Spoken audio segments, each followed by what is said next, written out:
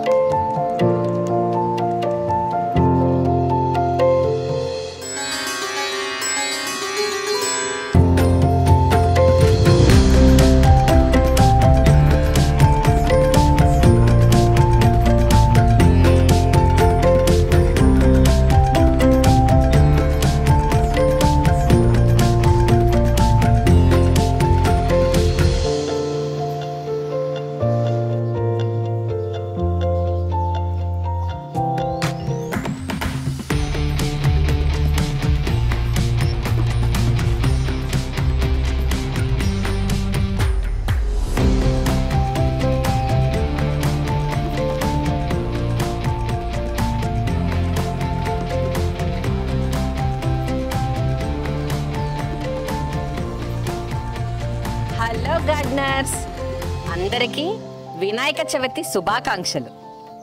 నిన్న మనం పత్రిలన్నీ కోసాం కదా. ఆ కోసిన పత్రిలన్నీ పువ్వులు, ఫ్రూట్స్ అన్నీ ఇప్పుడు మన గణనాథునికి పెట్టేద్దాం. అందరూ కూడాను అన్ని విఘ్నాలు పోవాలని మన గణనాథుని పూజిద్దాం. ఇప్పటికే అందరూ పూజా పనుల్లో నిమగ్నమైపోయారు. ఈ రోజు చేసే వినాయక పూజల్లో ముఖ్యంగా చెప్పుకోవలసింది వినాయక వ్రత కథ. ఈ కథను చదివినా విన్నా నీలాపనిందలకు దూరంగా ఉండవచ్చని శ్రీకృష్ణుడు తెలిపాడంట. మరి కథేంటో వాటి విశేషాలేంటో ఇప్పుడు తెలుసుకుందామా?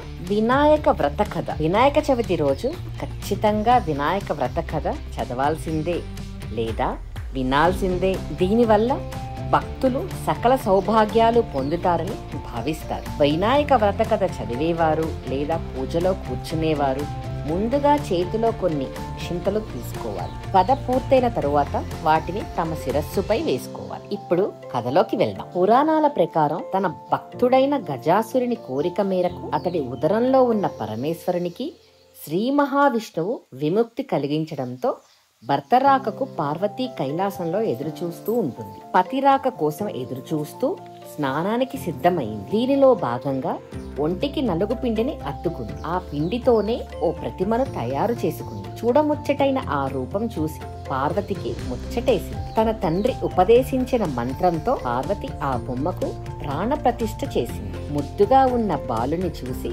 మురిసిపోయింది. బాలుని వాకిట కాపలాగా ఉంచి పార్వతీదేవి స్నానానికి వెళ్లారు. విముక్తి పొందిన శివుడు అంతలో అక్కడికి రాగా బాలుడు తన తల్లి స్నానం చేస్తుందని, లోపలికి వెళ్ళటానికి వీలు లేదని శివుని అడ్డుకుంటారు. ఆగ్రహావేశాలకు లోనైన రుద్రుడు ఆ బాలుని శిరస్సును తన త్రిశూలంతో ఖండిస్తాడు. బాలుడి అరుపు విన్న పార్వతీదేవి జరిగిన ఘోరం చూసి కన్నీళ్లు పెట్టుకుంది. దీంతో గజముఖుడి శిరస్సును తెప్పించి ఆ బాలుడికి అతికించి ప్రాణం పోసి గజాననుడు అనే నామకరణం చేశారు. అతడి శక్తి సామర్థ్యాలను చూసి పరిశీలించి భాద్రపద శుద్ధ చవితి నాడు గణాధిపత్యం కట్టబెట్టాడు శివుడు. ఆ రోజున తన భక్తితో సమర్పించిన ఉండ్రాళ్ళు, ఉరుములు, పిండి వంటలు, పండ్లను సుష్టిగా తిన్న వినాయకుడు నడవటానికి ఇబ్బంది పడుతూ కైలాసంలో చేరుకున్నాడు. వినాయకుని అవస్థలు చూసి చంద్రుడు ఒకేసారి నవ్వాడు. రాజదృష్టి సోకితే రాళ్లు కూడా